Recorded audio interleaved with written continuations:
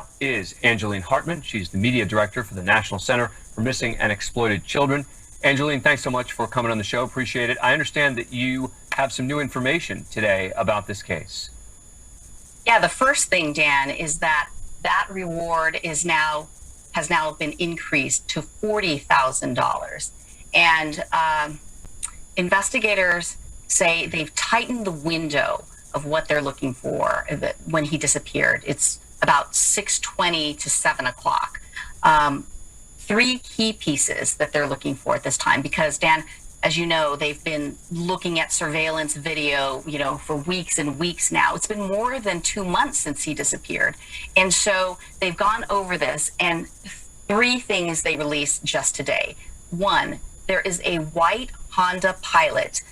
They believe it's the years either between 2016 to 2020. That Honda Pilot was seen in this area. And we're talking about a 4-block radius where this Honda Pilot was captured. And so they think that is significant to this investigation.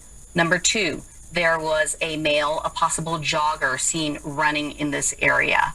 He was wearing shorts and he was going down Southwest 8th Street. And number 3, there was somebody walking near what they call the splash pad, this fountain-like area where kids play. And this person is a male wearing a white t-shirt and black shorts. And so investigators are really honing in now on these 3 pieces of information, all gotten from the surveillance video from residences and businesses in that area. So this is a big turn in this investigation. And one of the things about this case, as opposed to some other cases that you and I have talked about over the years, is that this happened recently. I mean, when you're talking about cases that happened a year, 2 years ago, it gets more difficult and more difficult. Here we're talking about something that just happened on July 27th. Right. And so, I asked the police chief earlier today, what does your gut tell you? What are you thinking at this point? And he didn't want to classify this with any kind of label or title, but he just basically said, Dan, we are hopeful, but we're not where we need to be. And he really emphasized that there are still people out there with information. And he says during this investigation that they've discovered that people are coming forward with new versions or new stories or new things during this time frame. And he's thinking to himself, you didn't tell us this 2 months ago, and it just has evolved. And so he really wants the information to get out there, the message to get out there, that there are people that have to come forward. Even if, if nobody has contacted you from law enforcement, you should come forward if you were in that area that day or if you know something. Right, and you've now given us 3 potential additional clues to focus on: the Honda Pilot, the jogger, and the man. All 3 possible additional things that people might have seen that they can then say, oh, I didn't see young Michael, but I did see, a jogger in the area that day, etc. Any of that's still critical, right? Exactly. And as you know, Dan, really, police are putting together pieces of a puzzle, right? And they don't know where all these pieces fit, but they have to have the pieces to get it together. Yep. And so they really need the public's help. I talked to the mother of Michael today, and you may have heard this. She calls him Monkey. They call him MJ. And I said, tell me about him. And she said he had just turned 5 in June, and he is a rambunctious kid. He's full of energy. He loves to play outside, loves to be in dirt. And, she said this is just tearing their family apart. This was a summer day, and she'd worked a long stretch. And this was her last day of work, and she promised him that morning that she was going to have a few days off, and they were going to play together, for days and days, and she was going to give him full attention. And she left that morning and called at around 4 o'clock, and everything was fine. Everything was normal. She said she talked to him. He was playing some video games, and then she got the call from her husband at around 7 o'clock that Michael was missing. He had been home with the other kids. And everything just set into motion from there.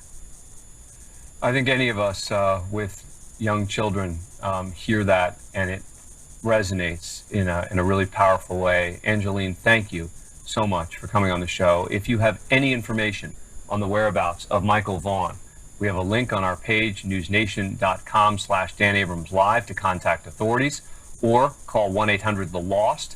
That's 1-800-843-5678. Michael Vaughan, 5 years old, went missing on July 27th. He was last seen after wandering over to his neighbor's house to try to play with their children. His mom was working all day. She said she had spoken with him around 4 p.m. He had been having a good day at home with his dad and baby sister, and was playing video games at the moment. About 3 hours later, her world came tumbling down around her. Michael's dad calls her at work to inform her that he cannot find little MJ. He apparently wandered outside while Dad was busy changing his baby sister's diaper, and now he is nowhere in sight. Mom rushes home, praying all the way that her little monkey will be there waiting for her, hoping it was just a simple mistake. It wasn't. The exact details surrounding the timeline right before Michael disappeared has been sketchy. Not many facts or details have been released by the authorities. Michael was reported missing soon after, and law enforcement began to search. Unfortunately, there was no Amber Alert issued for Michael Vaughan due to the specific criteria needed. There was no evidence pointing towards abduction and no car details to provide.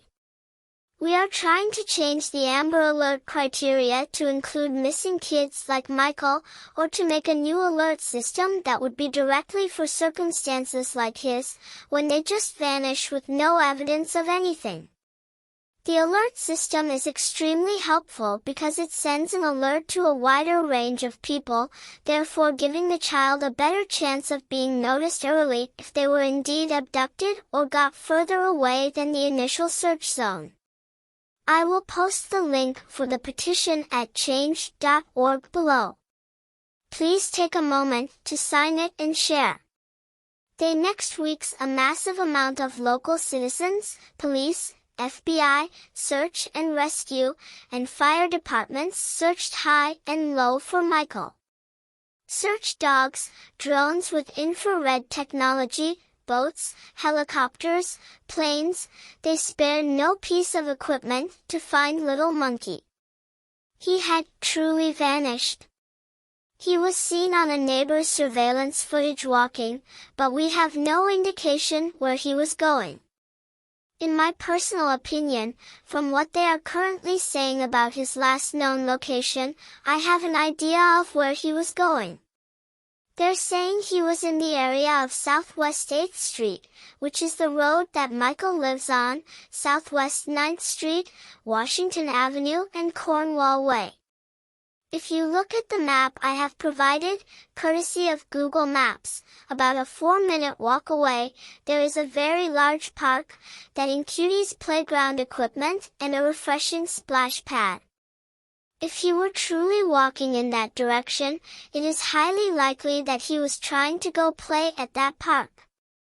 They are now releasing that they are looking for 4 people to interview. They were on his street around the time that Michael went missing. A white 2016 to 2020 Honda Pilot, seen driving out of the area on Southwest 8th Street at 6:47 p.m. A black 2010-2011 blue Dodge Avenger was seen driving out of the area as well, but turning right off of SW 8th. Also, they're looking for 2 men. One is described as having dark brown hair with dark facial hair, no shirt, dark-colored pants, and was seen jogging along the sidewalk of Southwest 8th Street by Crestview Park around 6:45 p.m. And the last man is also described as having dark hair, wearing a white t-shirt and black shorts.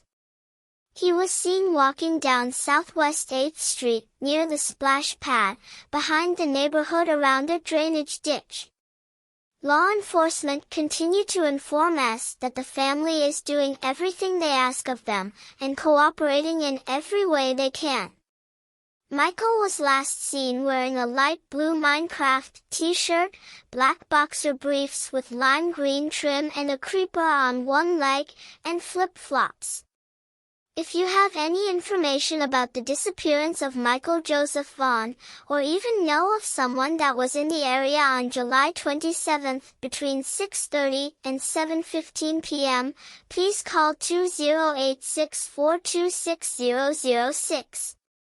Thank you so much for stopping by to see what I have to say. I wanted to get Michael's update out as soon as I could, but I am currently working on a few videos that I hope you will come back to watch. Share Michael's story please. And let's donate to his reward fund and get that even bigger. Link will be below in the information. Don't forget to like and subscribe. I have some intriguing stories coming very soon, you won't want to miss out. See you soon.